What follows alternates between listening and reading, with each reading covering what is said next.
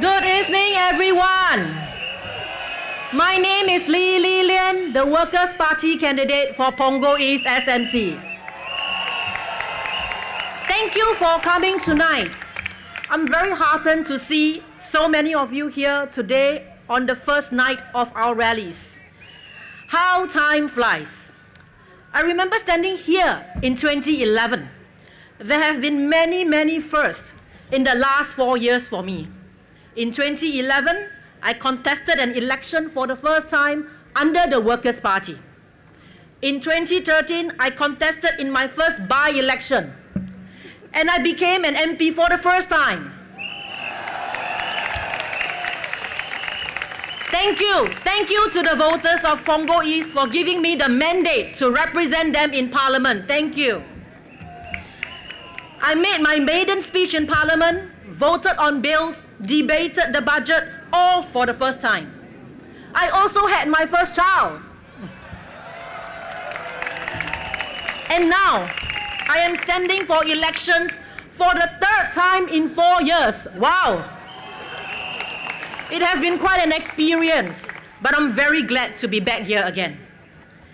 Along my journey, when meeting residents, I have come across many important issues that they have in common. The cost of healthcare, the cost of housing, the need for more elderly and childcare support are some of them. And I've raised many of these issues in Parliament. At the same time, on occasions, I've met individuals with challenges that fewer people understand and can relate to. People such as caregivers and Singaporeans with foreign spouses. These are groups of Singaporeans that I've kept close to my heart. They often struggle in silence. They are often judged and have few people to turn to. People like them are often overlooked by the policies we have in place today. Yes, Singapore has achieved much over the last 50 years. We are lucky and privileged to live in the country we do today.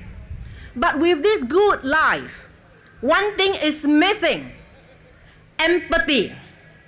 Empathy for the underprivileged, the ones who fall through the cracks. Empathy when policies are being made because the government is overly focused on numbers and end result. Our current leaders lack empathy. Over the years, we met a number of residents, often male and earning lower incomes. Their wives are foreigners, and they are unable to qualify for long-term visit passes. They are often issued short-term passes instead, which require them to come in and out of the country. Situations for these families are often very sad. Many of these foreign spouses are female, and they have Singaporean children. There is no guarantee that the foreign spouse will be granted an extension of their visa. Imagine the stress on these families and the anxieties of young children who have to shuttle in and out of the country or face constant separation from their mothers who are on short-term pass. These families are unable to plan a stable life together long-term, given the constant disruption and unknown outcomes. I remember speaking to a resident in Punggol East who lamented that he is not able to get his wife a long-term visit pass. He asked me, "Is the government forcing me to leave the country with my wife and children just because I am not highly educated?" He also asked, "Should I stay and deprive my children of their mother?" Marriage is a choice that everyone has the right to make. I have raised in Parliament before that the criteria for application should be made clearer, but we have yet to see any progress. We need to be able to distinguish people who want to make a home here from those who just want to use Singapore as a transit point. We must, most importantly, protect our families.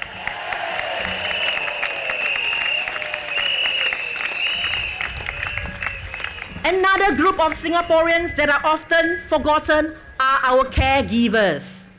Caregivers include stay-at-home parents, grandparents, who are primary caretakers of our grandchildren, as well as individuals caring for dependent parents or relatives.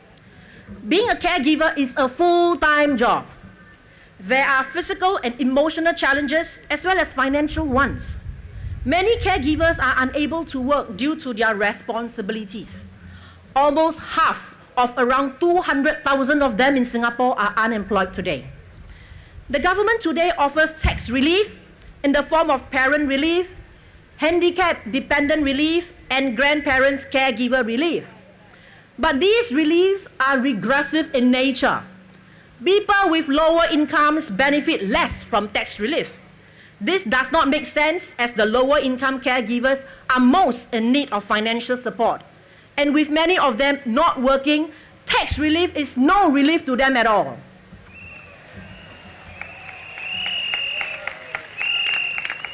I have spoken in Parliament again about providing more financial assistance, subsidies, or CPF contributions to this group, and I will continue to speak for them if I can have the mandate to be elected back in Parliament again.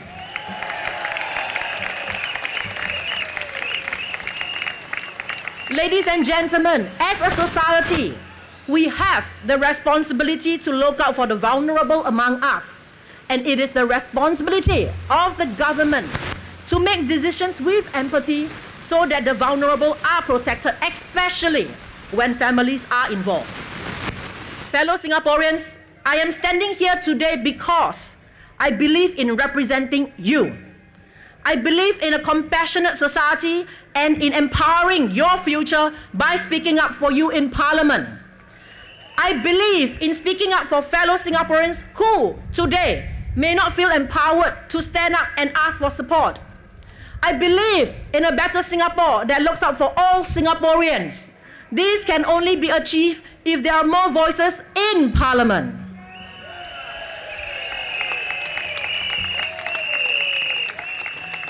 Voters of Aljunied GRC, Hougang SMC, and Punggol East SMC, you empowered your vote in 2011, 2012 and 2013 respectively by voting Workers' Party MPs into Parliament.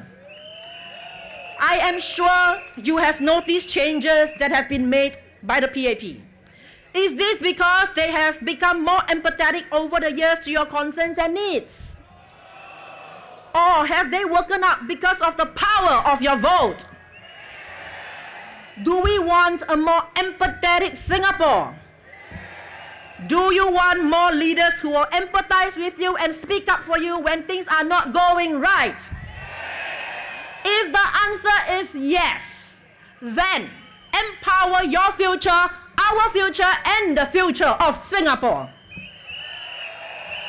On 11th of September, help us turn the attendance tonight into votes for the Workers' Party. Vote Workers' Party, empower your future.